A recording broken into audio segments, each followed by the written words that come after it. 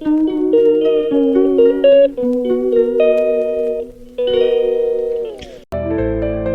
Morning বন্ধুরা, SR ব্লগে সবাইকে স্বাগত জানিয়ে আজকের ব্লগটা শুরু করছি। আর আজকে হচ্ছে শনিবার। আর দেখো এখন ছাদে এসছি বলতে এটা আমাদের বাড়ির ছাদ নয়, আমার ননদের বাড়ির ছাদে এসছি আমি শাশুড়ি মা দুজনেই। আর বছরের প্রথমেই মনে করছি বড়িটা দিয়ে দিই, কেননা বড়িটা যদি বছরের প্রথমে দিয়ে দিই সারা বছর খেতে পারবো। আর এই যে আমার শাশুড়ি মা বলে দিয়ে চলে যাচ্ছেন। আর ডাল সকালবেলা সারা রাত আগের দিন ভিজিয়ে রেখেছিলাম, সকালে উঠে বাটলাম, মিক্সিতেই পেস্ট করেছি, বাটেনি শিলে।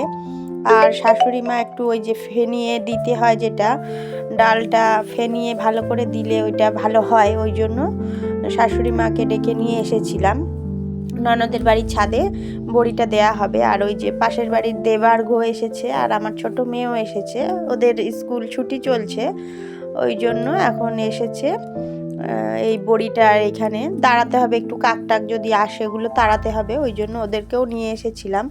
আর ওরা দুজনে খেলা করছে আর আমি বড়ি দিচ্ছি। আর দেখো বন্ধুরা, প্রচণ্ড হাওয়া দিচ্ছে।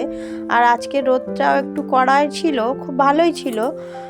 এখনকার রোদ্দুরটা খুব হালকা হচ্ছে না, একটু কড়া রোদ্দুরই আছে, ওই জন্য বড়িটা দিয়ে দিচ্ছি। আর ছাদে এসেছিলাম, আমাদের বাড়ির ছাদে যেহেতু শেড দেওয়া রয়েছে, ওই শেড দেওয়া ছাদে তো বড়ি দেওয়া যাবে না, রোদ্দুরটা ভালো পাবে না, ওই জন্য ননদের বাড়ির ছাদে এসেছিলাম। ওখানে এসেছি, আমাদের বাড়ি থেকে ননদের বাড়ি খুবই কাছে, 1-2 ঘর বাড়ির পরেই ননদের বাড়ি।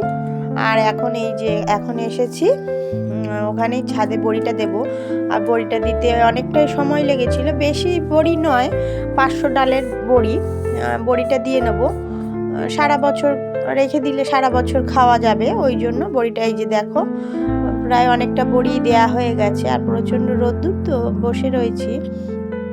আর এই আজকে শনিবার, নিরামিষ রান্না করব, রান্নাবান্নার কোনো সেরকম চাপ নেই, শনিবার নিরামিষ খাই সব সময়, ওই জন্য নিরামিষ রান্না করব বলে আজকের দিনটাই বেছে নিয়েছি বড়ি দেওয়ার জন্য। যেহেতু মাছ তরকারি থাকলে একটু ঝামেলা হয়, সেই জন্য বড়িটা দিতে অনেকটাই সময় লাগবে, বড়িটা দিয়ে নিয়ে তারপরে যাব।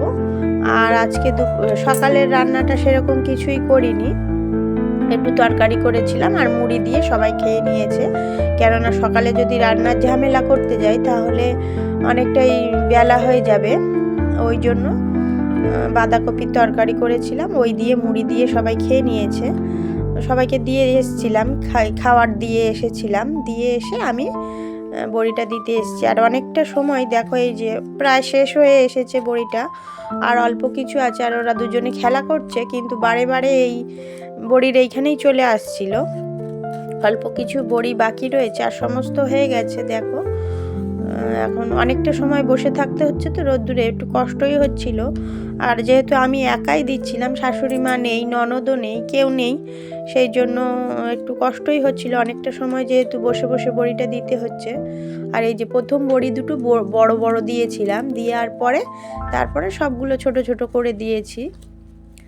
বড়ি দেওয়া শেষ হয়ে গেলে বাড়ি যাব, বাড়ি গিয়ে মাছ তরকারি, মাছ তো নেই, শাক আনা হয়েছিল, পালং শাক বাজার থেকে এনেছিল, ওগুলো এই পালং শাক বলছি, লাল শাক কেটে বেছে ধুয়ে গুছিয়ে সময় লাগবে।